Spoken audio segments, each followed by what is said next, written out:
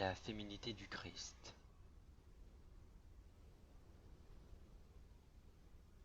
Je resterai à jamais mon enfance, qui a été constellée, ce que plus tard j'appris à nommer des moments purs d'extase,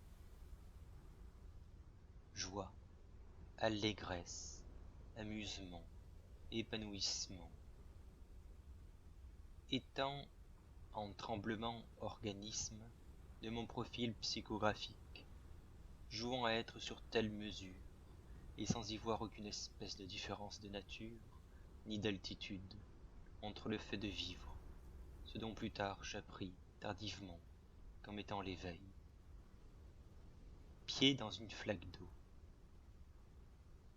yeux au ciel, soupir, agacement, vivre, sentir,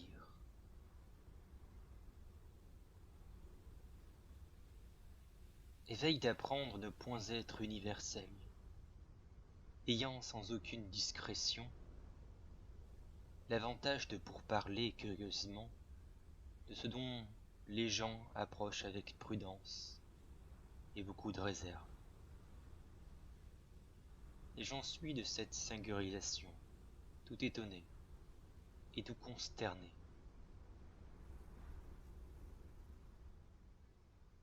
C'est bien en culminant à mon adhérence à moi-même et à mon admission, tendance à me devenir vers mon humanité, que je vis extraordinairement être heureux.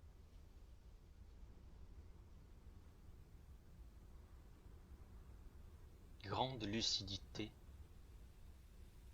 entre ce sentiment, cet état d'être heureux et de prendre pour faculté d'un contentement. Si l'on veut comprendre l'émotion du bienheureux, il faut tout à fait le connaître. Il faut jouir d'un sort favorable au très grand amour pour soi-même, car ce qui permettant d'aimer le concret passionnément, d'aimer la vie et ses êtres. Amour mettant en position de non-refus de ce qui est, car s'éveillant à moi-même, sous la jupe de mon intime, avec pour une joyeuse empoignade, touchant fondamentalement à la création, secret de la vraie identité. Je fus cet effort prodigieusement enclin à basculer vers l'au-delà des limites de la raison, poursuivant la recherche passionnée d'un principe nouveau du moi, du jeu, fulgurant d'un coup d'éclair me renaissant encore de renouveau. C'est au travers de mes morts charnelles, mentales, psychologiques, de ces succinctes destructions de tout principe d'existence, sans non plus discréditer un ordinaire, que naquit la révolution de l'esprit en mémoire. Mémoire non incluse dans la faculté du souvenir, et non drapée dans la dignité cosmique, simple organe, simple astre, ne brillant point au-dessus de la pauvre chose terrestre, au contraire, lui offrant tout un rayon pour se présenter elle-même. Sine qua non, que puissent être les épousailles, et que dans ces noces la chose elle-même ouvre un tout nouveau principe, principe d'un nouveau-né, principe du nouveau prince, principe d'une race davantage perfectionnée, car vivant lui sous l'idée nouveau aussi de l'évolution.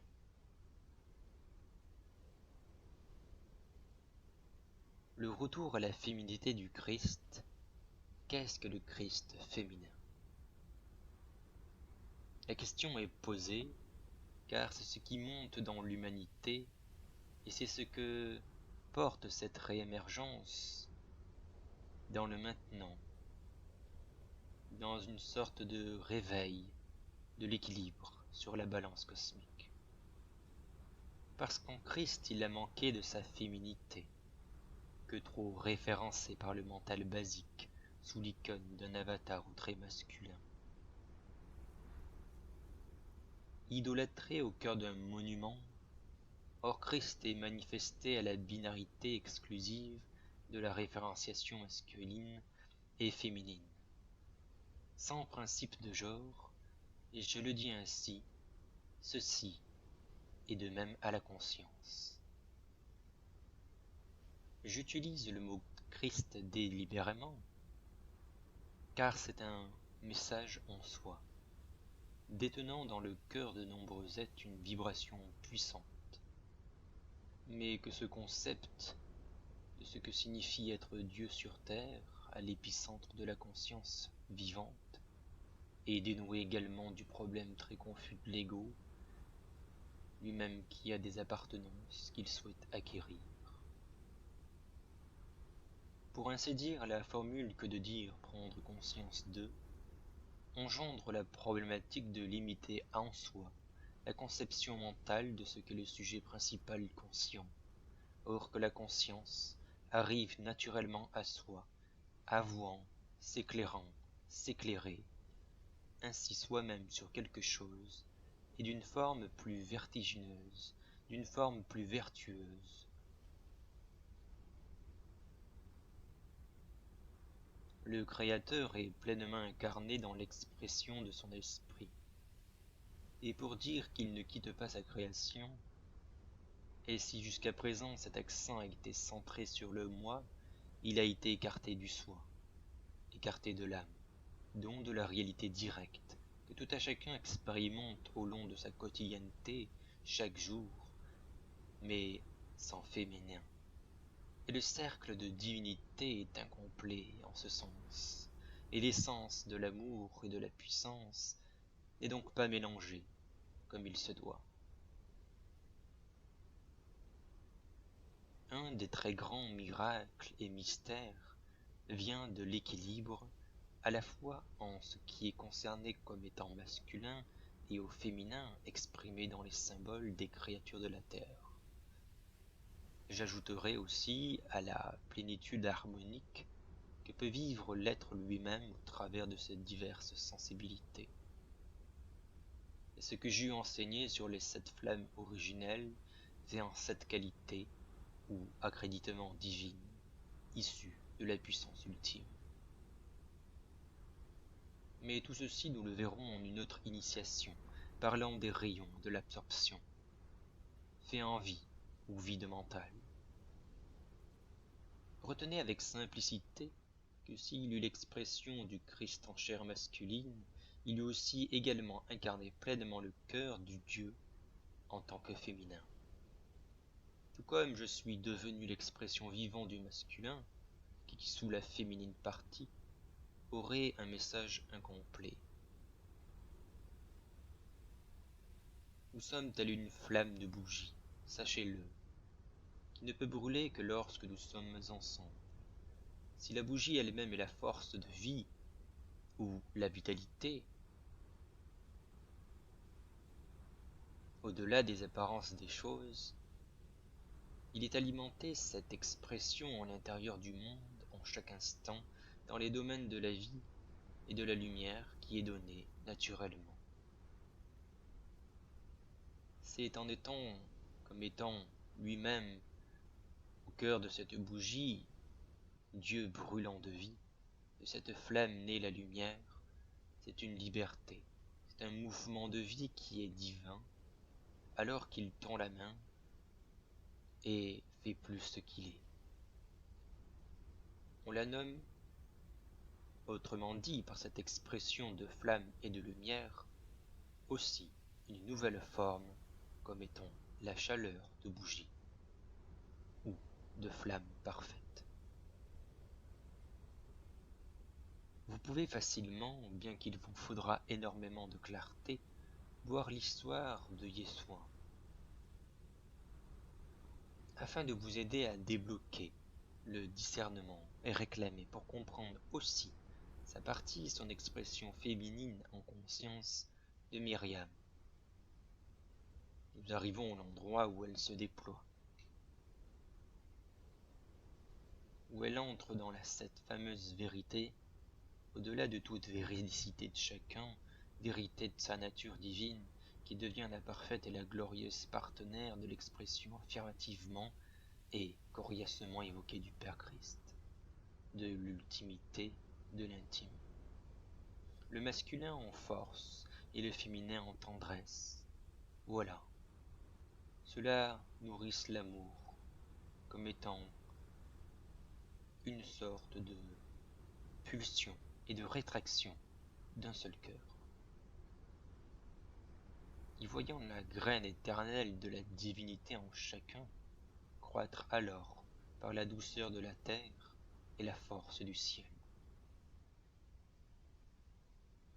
Le courageux peut avoir honneur de regarder la bien-aimée, alors qu'elle devient sa joie, devant sa propre joie en lui, une sorte de déesse, se dévoilant dans un sentiment amoureux, se dévoilant dans un sentiment d'acquiescement, d'admission, d'acceptation, donné sans fin, alors qu'ils reconnaissent jusqu'à un amour égoïste et très incarné dans une forme de lumière séparée l'un pour l'autre.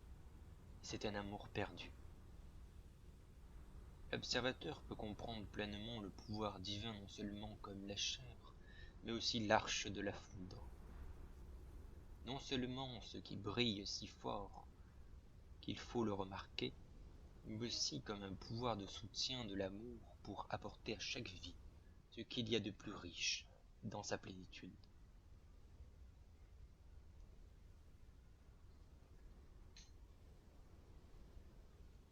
Le féminin divin tient le sens de la vie au berceau de sa tendresse, honorant chaque expression de vie, telle pour l'enfance, et qu'il respire et qu'il souffle de l'inclusivité par sa joie d'être au moment où eut cette délicate attention, il s'éveille. Très élégamment l'étincelle de vie maintenue parfaitement et éternellement dans le cœur, comme une sorte de grand-mère qui a toujours été là avec son rôle maternel. Elle reconnaît que chacun est parfait et nous aime tous sans condition avec tendresse, une tendresse féroce, certes, et rien ne peut défaire cette approche de l'amour qui garde et qui crée des gardiennes. Il est important de porter la conscience féminine à quiconque se souhaitant croître vers son humanité, car depuis si longtemps le chemin vers l'esprit, autrement dit les facultés et les conditions de vie ordinaires, sont conditionnés par la perception masculine humaine, mais encore là, il faut entendre qu'avant l'on parle de perception au féminin. C'est-elle une lumière christique? C'est-elle des conditions dans lesquelles l'enfant est semé à la matrice? Dans quelles conditions viendra-t-il naître? Et la matrice qui la recevra, comment sera-t-elle?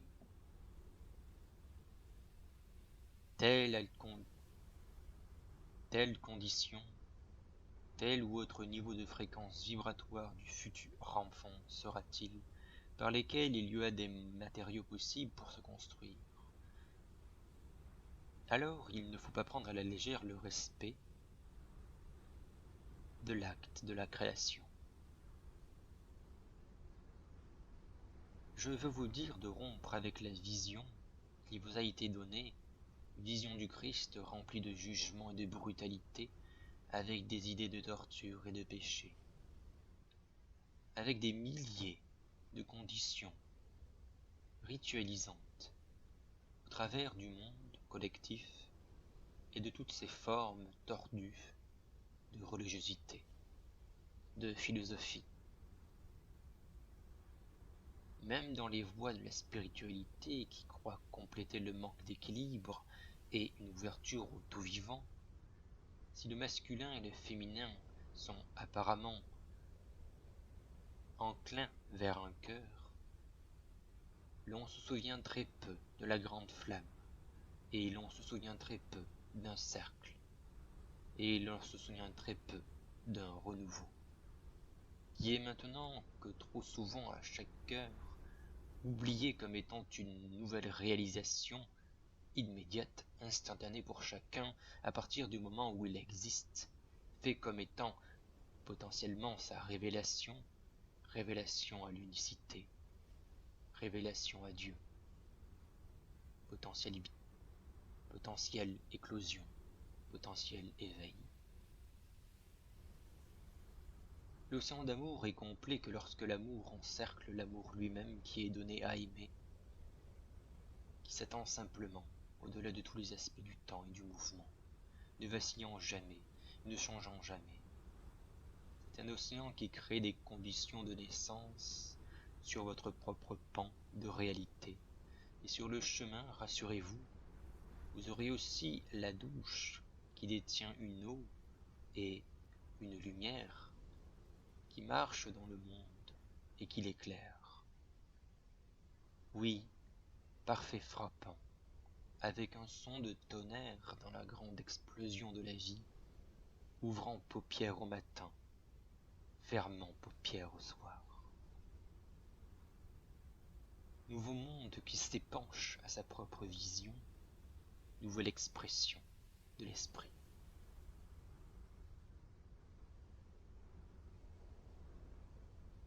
Ce qui est du Christ est simplement la représentation de ce que vit en chacun la plus haute partie.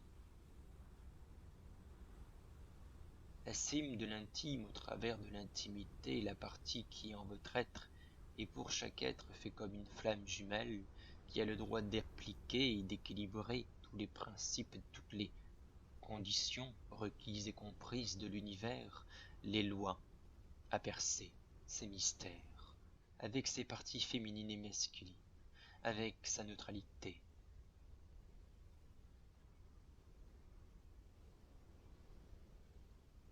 Dans votre réel, vous ne distinguez pas tout ceci, mais ceci existe. Et ceci danse, créant toujours une énergie nourricière, vous permettant d'exprimer votre journée. Tout un mouvement divin, inclus dans la vie physique, ne s'abrande point, ce qui fut fait comme étant l'expression de l'expérience.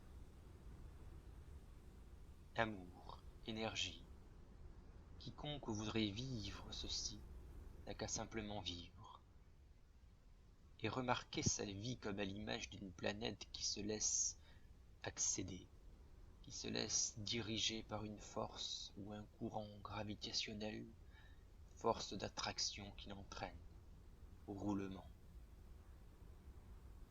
C'est à la raison que qui étant avec amour est un centre de gravité pour les autres, parfois incorrectement perçu, certes comme aggravant, si trop puissant pour eux, ayant aussi naturellement trop de charisme. Neutralité, tendance à exprimer contrairement à la joie, mais neutralité parfaite, neutralité pour vibrer cet amour parfait, sans jugement, sans appréciation, sans positif, sans négatif, sans reproche, sans félicitation, sans égaiement. Je dis qu'il faut avoir fait une œuvre de sa vie, et que soi-même soit-elle. Je dis qu'il faut avoir fait une œuvre de sa vie, et que soi-même de cette œuvre, ou autrement dit ayant accompli un certain travail vers son individualisme, perçant, sabrant farouchement le principe personnel de sa personne. Chercher l'amour avec un grand A, c'est alors demander l'éveil, ou la naissance du vrai Dieu en soi. c'est aller vers le principe de vie infinie, principe de pur esprit, qui génère tout et qui crée tout. Facilité linguistique, mais non mémorielle, facilité mentale, à la cime de son potentiel d'esprit, et non fidèlement dans la conjoncture de l'horizontalité et de la verticalité, y sent une sorte de vivant, mais dans l'éclatement du réel entre le véritable.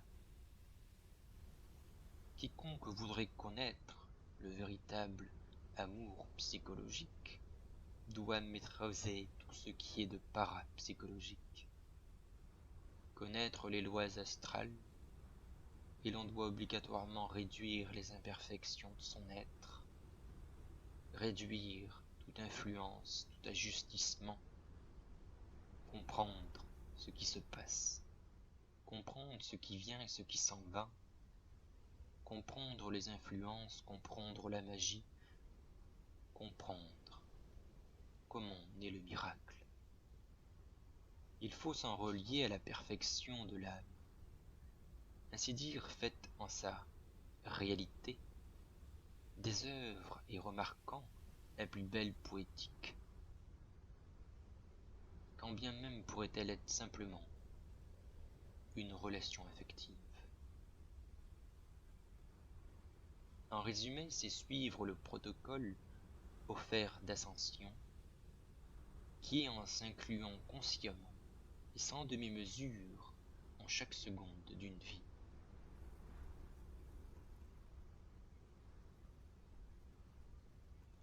Si chacun a ce qu'il mérite en vérité, quiconque n'aurait point fait de travail ascensionnel ne peut en arriver au succès de l'âme. Vous ne pourriez connaître l'amour divin tant que vous n'êtes pas dans l'apprentissage des paramètres qui vous constituent. Et c'est autant à l'utilisation de vos corps, dans le plus banal ordinaire, que vers leur plus spirituelle maturité. Penchant philosophique à comprendre ses actions, ses réflexions et la pénétration des pensées, afin de les rendre à un niveau d'expression qui puisse caractériser ce qui est de votre pleine énergie. Quel est le don offert? Qui est-elle une extase mystique en elle-même, ressemblante à l'extase fusionnelle? Il n'est point de difficulté venant de cet amour. Tout naturellement, viendrez-vous à le faire? Faites-le, et vous verrez.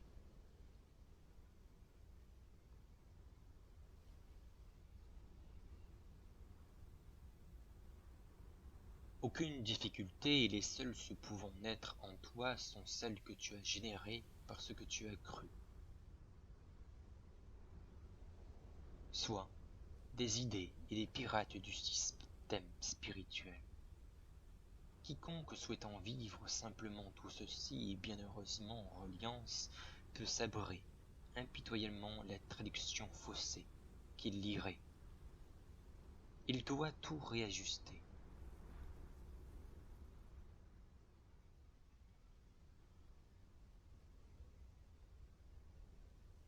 Comprendre les 5 pans entre le masculin et le féminin,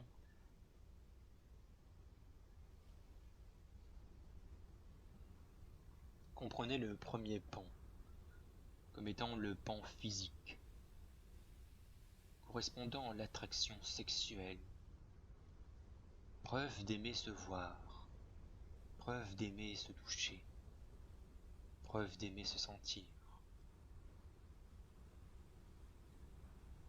Le deuxième, comme étant le corps émotionnel,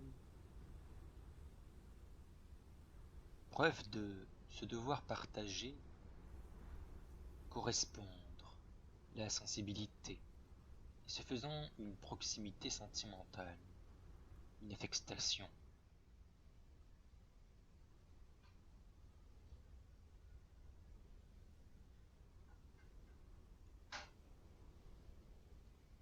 Le troisième, corps intellectuel vous renseigne avoir besoin de rapports mentaux similaires, ayant avec exemple les mêmes centres d'intérêt culturel. Le quatrième se situe dans le corps causal qui, s'inclinant lui-même sur diverses activités souhaitées, plausiblement, se créant par soi-même l'expérience de la vie sous le joug du mimétisme, copiant et reflétant ce que l'extérieur projette de notre intériorité. Pour finir, le cinquième pan, parlant d'un corps spirituel, pour simplifier les mots bien que galvaudés, parlant de la vision ou de la clarté de conscience, limpidité ou lucidité, peu importe le jargon, qui se doit être si possible à peu près similaire l'un pour l'autre pour qu'une relation puisse évoluer de manière honnête et satisfaisante. Tout ceci pour vous parler de signature énergétique et singulière. C'est une nouvelle naissance du Christ en vous qui participe à cela, procédure féminine, envoyant vos phéromones partout autour de vous, rayonnant et captant un quelque chose, si subtil soit-il. Cette signature est en quelques termes aussi une lettre de feu inscrite dans le cœur de l'âme, naissant du feu de l'esprit unique. En vérité, il n'est point de complexité existante, et si viendrait-elle, assurez-vous qu'elle le soit vraiment, que d'ordre mental, parlant de choses que beaucoup n'ont point comprises et élucidées.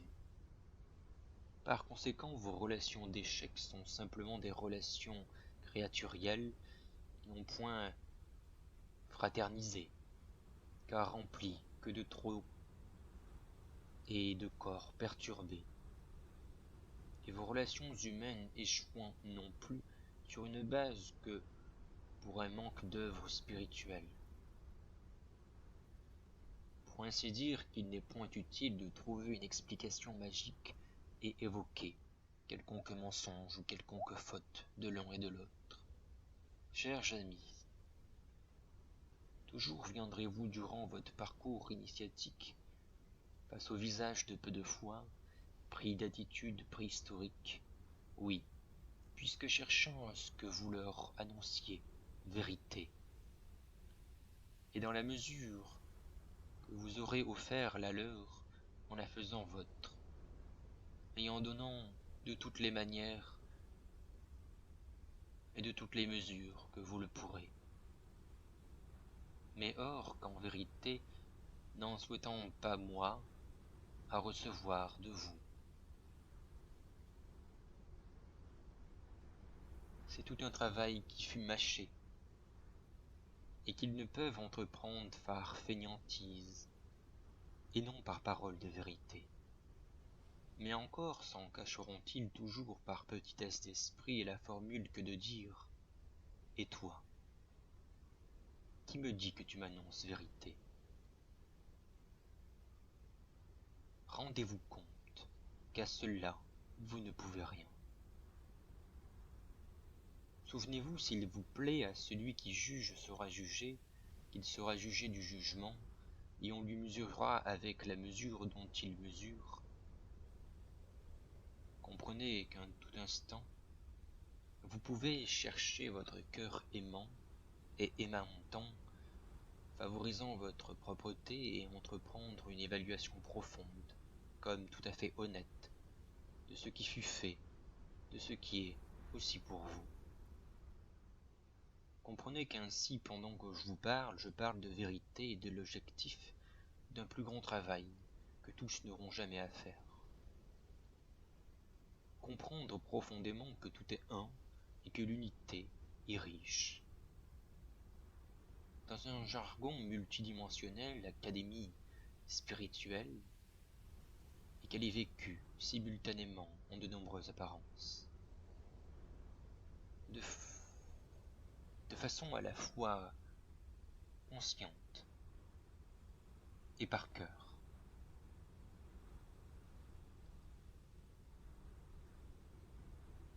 C'est ainsi sans faute qu'on l'on peut apprendre ce cœur par cœur, la compréhension et l'importance profonde de ce qui se passe sans mesure de cette conscience qui m'abrite. Elle conseille que vous englobiez toujours tout ce que vous vivez et tout ce que vous imaginez dans une sorte de recette préparatoire, et que lorsque vous serez prêt, vous recevrez naturellement de l'aide et la nutrition, comme tout à fait l'alimentation, en une grande précipitation de miracles, une croissance, car vous saurez vous-même réfléchir la lumière que l'on vous offre et qui danse, qui entrelace vos relations avec le vivant, dans le sentiment que cela doit être, et que je dois être réellement, et par-delà, avoir la profondeur et la richesse, donc de mêler le sentiment de croire cela, de se croire être,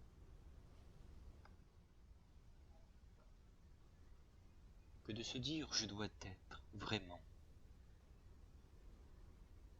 que de se dire je dois par-delà avoir de la profondeur, beaucoup de richesse, et donc de moi-même mener malheureusement à croire à qui essaie de m'écouter, de ne pas me comprendre.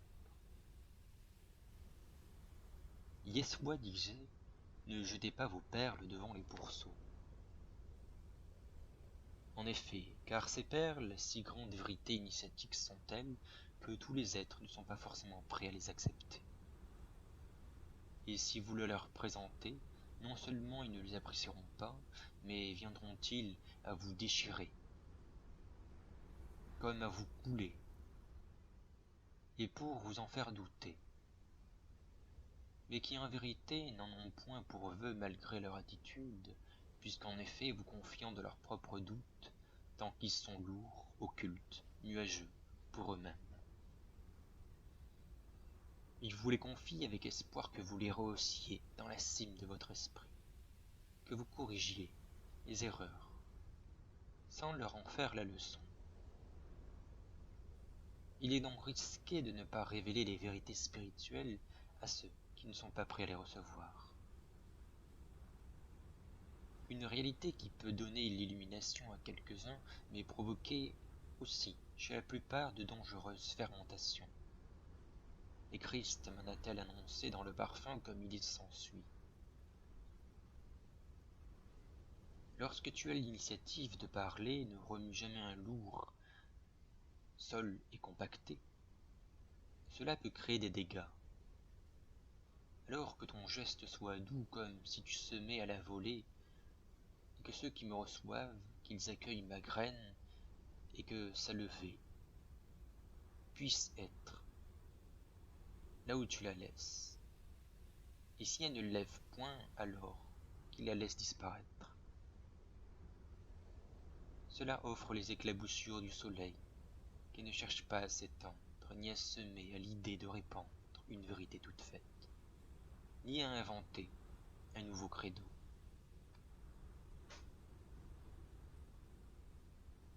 Si la quintessence des initiations disposées de cette conscience se concentrait en ces 4 mots: savoir, vouloir, oser, parler.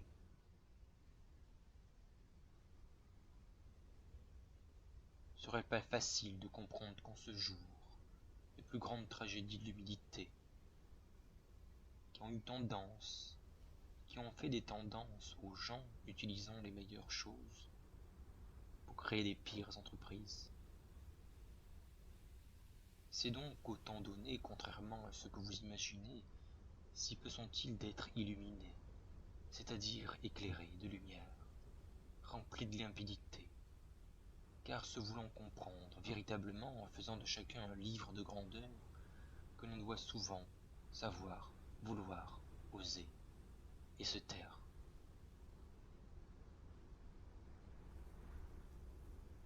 Trop d'éditions actuellement sur beaucoup d'ouvrages brodant l'alentour du sujet spiral et spirituel en vérité et non au mensonge que de dire ouvrage au sujet spirituel n'engrangeant aucune lacune. En effet, puisque trop bien souvent certains s'exercent à utiliser les pouvoirs de quelques lois de la commune nature pour influencer, sans belle intention, se voulant en profiter eux-mêmes pour s'imposer aux autres et les écraser, tout en satisfaisant momentanément leurs caprices. Pure manipulation. Il s'ensuit que l'on peut tout à fait retenir. C'est dans cette vie quotidienne que l'on peut montrer son savoir. Et l'on ne peut le montrer que par son attitude de très grande altitude, par son comportement, mais il faudra un jour que ceux qui vous accompagnent se reçoivent eux-mêmes en de bonnes grâces, d'un cœur fait pur, mais aussi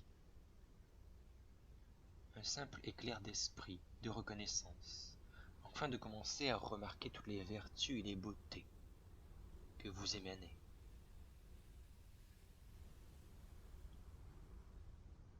Tu peux tout à fait te dire, si certains ne comprennent pas mon œuvre, c'est qu'ils n'ont pas encore réalisé le vrai travail sur terre, se maîtriser. De même, s'oubliant être en proie de tiraillements intérieurs et de leurs liens, ils sont préhumains, et eux-mêmes sont comme des enfants, en ce sens toujours attirés par ce qui va les blesser ou les rendre malades.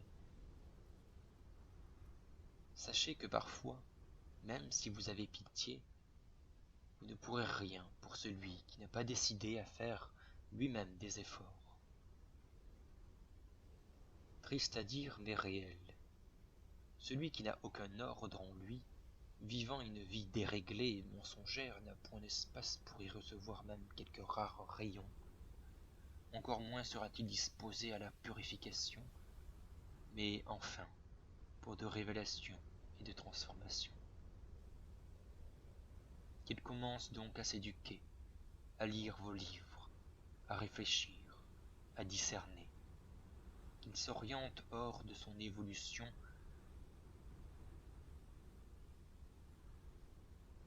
et qu'il revienne vers son évolution, se sortant ainsi du principe de l'évolution, qu'il s'introduise selon ce qui lui est donné et qu'il s'ouvre à l'esprit pour faire preuve d'intelligence. Souvent, ceux qui peuplent mon quotidien m'entendent dire « Voici ce que j'offrirai, que celui ayant de belles questions aura de belles réponses. » C'est très bien de compter sur l'aide de l'autre, comme celle du maître. Seulement voilà que même le plus parfait esprit ne peut rien si le disciple ne possède pas un moindre germe de vertu, que cet esprit ne peut point nourrir et faire fructifier. Il vous a pourtant été enseigné comme révélé, si les parents souhaitent pour enfant une réussite plus tard dans un quelconque domaine, alors faut-il déjà penser à déposer en lui dès sa conception des éléments appropriés, car aucun professeur, aucun indicateur ne pourra développer chez l'enfant des qualités dont il ne possède pas, au moindre germe, et comme disposer aussi en un bon terreau. Il se rajoute pour fin à ceci une tierce élément, à savoir de ne point accuser le maître si vous êtes incapable d'être divin, ni d'en comprendre le sens, comme de même celui qu'auraient ces paroles, si vous n'avez pas ultérieurement entrepris depuis quelque temps déjà, ou avec immensément d'ardeur, la recherche d'éléments divins. Celui qui ne veut pas d'aide n'appelle pas à l'aide, et qui s'ils la reçoivent, qu'ils l'acceptent. Celui qui n'a point de haut idéal, similaire aussi à autre chose qu'une mémoire, laissée pour terre, ne peut entrer en inspiration divine, ni s'en ressaisir et s'en inspirer. Je vous dis donc à mots ouverts, celui ne sachant point vous voir ne sait pas voir, en vérité. vérité, si vous lui êtes présenté, c'est de votre présence qu'il ait besoin pour continuer à progresser et évoluer. Celui qui est très développé est capable de s'élever très haut en passant par la contemplation du monde, alors observe-t-il naturellement les esprits de ce monde. Aimons aller à leur rencontre, les acceptant et les entendant. Et l'œuvre d'un vrai maître n'est point d'obliger, comme de violenter au changement. Il parle, et puis donne quelques explications, quand bien même ne comprenez-vous pas. Alors arrête-t-il et prie pour vous. Comme le témoin qui arrive dans votre vie, se faisant rejeter, la quittant, et ne cessant de penser en bienfaisance pour vous. Et pendant sa parole cherchera-t-il sans agression, mais avec beaucoup de volonté, une sorte de puissance à vous orienter, comme à vous renverser en vous. Et renverser aussi par ce mouvement mécanique de bascule tous les déchets qui sont trop accumulés. Renverser aussi de surcroît toutes les influences. Brûler les influences comme un soleil par sa chaleur et de sa brillance, telle l'influence d'étoiles, de lacs et de marées. Disposez en vous un nouvel ordre. Tout ceci, comprenez-le et acceptez-le. Que celui ne cherchant point à apprendre de vous, que celui offusqué de vos révélations avec explication parte loin de vous, qu'il n'y ait pour rien, qu'il y ait pour un bien fait un premier dans la vérité que de vous en dire par vous-même sorte de véridicité exprimée, mais non sous l'opinion personnelle, mais faite tout à fait individuelle au cœur de votre expérience, alors sans mensonge.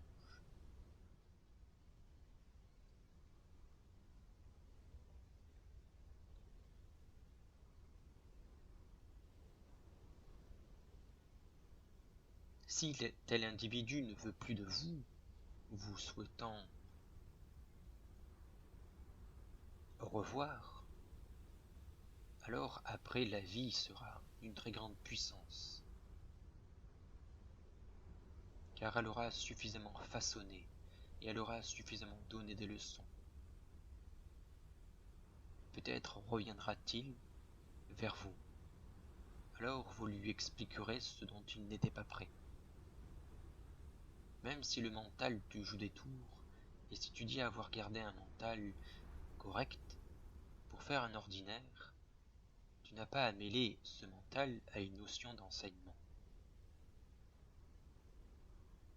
Pour ainsi dire, tu dois toujours ne jamais savoir quoi dire, de laisser la fluidité s'exprimer. Ainsi ne chercheras-tu point, jamais, et je le répète, comme un pléonasme, d'avoir raison. L'expression parfaite du verbe ne tient pas au verbiage, mais à une sorte de lucidité linguistique. Les efforts que tu as menés pour toi-même, tels que tu te présentes dans ton histoire initiatique tout au long de ton expérience de la vie, montrent que c'est la volonté et le contrôle qui agit, et non pas un quelconque sacrifice. C'est à toi de voir. La conscience est vibration. Le corps déterminé est toujours un corps d'éternité. Et quand vous êtes témoin de la lumière, vous pouvez rigoler, vous pouvez faire l'amour, vous pouvez manger, vous pouvez vous disputer, vous pouvez vous réconcilier, vous pouvez faire ce que vous voulez et faire les gestes de fête. Mais tout cela dans une joie tranquille, point d'euphorie. Et toujours là, vous n'êtes pas dupe. Ce qui n'est pas le cas de ceux qui sont trop sérieux. Parce qu'ils voient les problèmes partout, ils ont oublié de le voir en eux avant toute chose. Certes, le mental doutera toujours d'un enseignement et de quelque chose de bienheureux, afin d'apprendre à le maîtriser, de s'en rendre au supramental, puis vers un quelconque ajusteur de pensée. Mais la chose que tu peux toujours retenir, c'est de ne point douter, et ceci apporte la joie. De garder le mental inférieur, autrement dit l'intellect, pour les affaires de ce monde, pour parler, pour échanger, pour apprendre à utiliser un marteau ou quelconque chose, et de te garder au mental supérieur, autrement dit le radiant de conscience, pour tout ce qui est à faire dans le monde et sur la nation, à laquelle il doit y arriver quelconque chose pour son évolution. Il faut que tu saches qu'il n'y a rien à devoir faire, que tu puisses se faire en tout, et juste t'en aller dans le cœur, qui n'est pas une affaire de tête.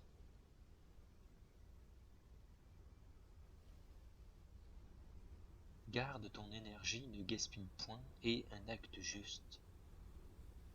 Ceci est synonyme de la concentration. Ne te réparpille point,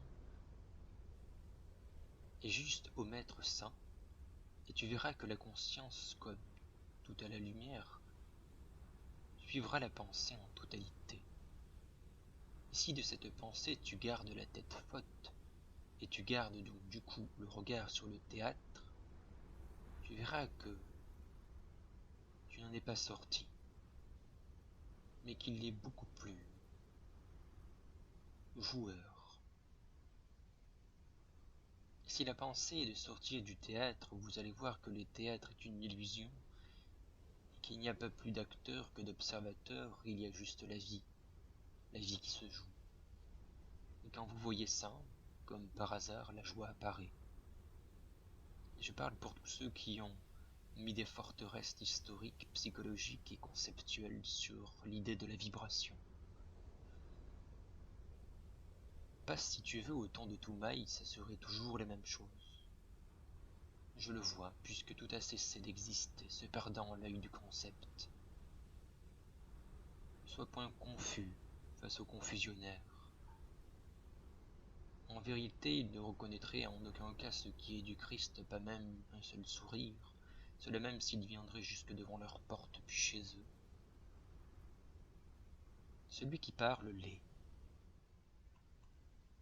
Ne remarques-tu pas que les gens qui exercent des professions salariales s'accommodent jusqu'à un certain point, mais que toutefois ils se gardent bien de sacrifier leurs règles dans leur art, et qu'ici ils s'enlacent, ils se laissent point écarter.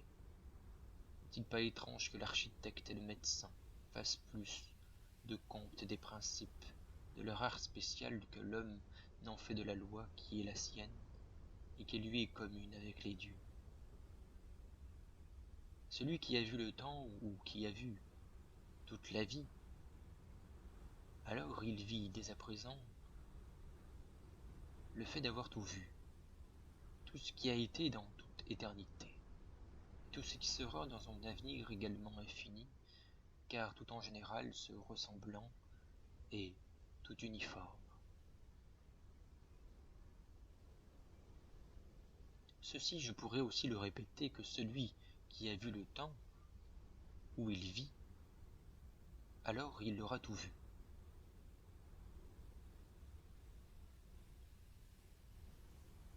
Et pour ceci, pour les choses qui a été créées par la nature, qu'elle renferme, la force ordonnatrice, elle n'en est antérieure et elle persiste. Et c'est que j'entends à me dire que pour soi-même c'est un motif de l'adorer davantage en reconnaissant que si tu vis et que tu te construis conformément à sa volonté, c'est qu'alors que tout se règle en toi, sur une sorte d'intelligence non maîtrisée, donc de pur esprit. Et or, il en est de même pour l'univers lui-même et tout ce qui s'en passe sur les règles de l'intelligence qui l'anime. Ah donc, quand pour des choses qui ne révèlent pas de ta libre préférence, tu t'imagines d'un fait qu'il soit un bien ou un mal pour toi, il faut nécessairement, lorsque cela vient, te frapper, ou lorsque cela vient, sur un bien ou un mal qui t'échappe, que tu t'en ailles voir les acteurs réels, ou que tu supposes d'être les acteurs de tes mécontentements, de ta souffrance, que tu leur en parles, ne jamais point oubliant qu'en tout cela nous sommes si souvent injustes, qu'à cause de l'importance que nous y attachons, et que même s'ils connaissent vraiment les forces qui les poussent ou les invitent à faire tout ceci, ils pourraient aussi naturellement connaître cette sorte d'intelligence qui les informerait sur tout ceci, et ne point continuer à se faire être des guignols qui ne savent pas ce qu'ils disent ou ce qu'ils font. C'est que de revendiquer la lumière qui n'est pas à être la lumière, simple concept d'esprit, c'est la projeter, et la projeter n'est pas y rayonner. Et seul le cœur d'enfant, quelle que soit la vie, quelle que soit la souffrance, se fait être tellement présent en centralité de sa vie, et même si l'on en dit l'inverse, que l'on peut dire que si les choses ne dépendent pas de nous, elles étaient la seule qui nous parut bonne ou mauvaise, il ne nous resterait pas, ou plus, le moindre prétexte. Est-il dit ni d'accuser Dieu, ni de faire à l'autre la guerre, acharnée sur un quelconque ennemi. Alors nombreux, et plus encore vivraient cette sorte de résurrection au féminin, pour réentrer dans la joie. Pour cela quittant n'importe quelle histoire que l'on se raconte, quittant alors le phénomène temporel, car dans la joie il n'y a personne, et surtout pas sa personne, ni aucun point d'appui. Il n'y a pas une joie maintenant et une non-joie après, il y a un contentement aujourd'hui face à telle situation, et un mécontentement plus tard, mais la joie reste permanente. Et maintenant, quand vous voulez l'éternité, vous ne pouvez plus avoir la dualité. Ce n'est pas que vous le décidez et d'ignorer la réalité de la chose, mais que vous réajustez toutes les choses à leur place. Et ceci fait, le bon alignement offre à voir par grâce, ou à percevoir simplement la vérité. Et la vérité ne connaît ni le bien ni le mal. Croire que chacun défend encore son histoire et ses concepts, ses véridicités, met en idée en toi dans une posture qui vous empêche de vous tranquilliser avec les forces qui sont là, faites pour vous, pour votre croissance. Croire en cela, c'est rester le regard fixé sur les voiles collectifs de l'humanité, l'opacité et les non-dits, et de toutes les craintes souvent rognées les uns des autres. Les forces pouvant vous tranquilliser sont là, en vous racontant que chaque jour doit être de plus en plus simple afin de profiter de la vérité. Cela est le signe d'un bon chemin, que chaque jour soit de plus en plus simple. Et là, il y a la joie de vivre. Cette joie n'a rien à voir avec une sorte de gaieté dans le monde où il n'y a pas de joie, ni de possibilité à cette joie. Voyez que vous ne pouvez pas être trompé à son arrivée, car il y a une résurrection, et quand bien même puisse-t-elle être temporelle au niveau du corps, elle reste là, toujours présente et toujours prête à renaître. Alors vous comprenez pourquoi certains parmi vous ont choisi de partir de ce plan d'existence, et simplement parce qu'ils se sont rendus à la limite acceptable du jeu de la dualité, du jeu conflictuel, à donc se devant, pour être bienheureux, se devoir être purgés, à leur mesure la lourdeur du monde, de quitter l'obéissant à un calendrier quel qu'il soit, quelconque idée, iconée, sous quelconque nom, et bien d'autres.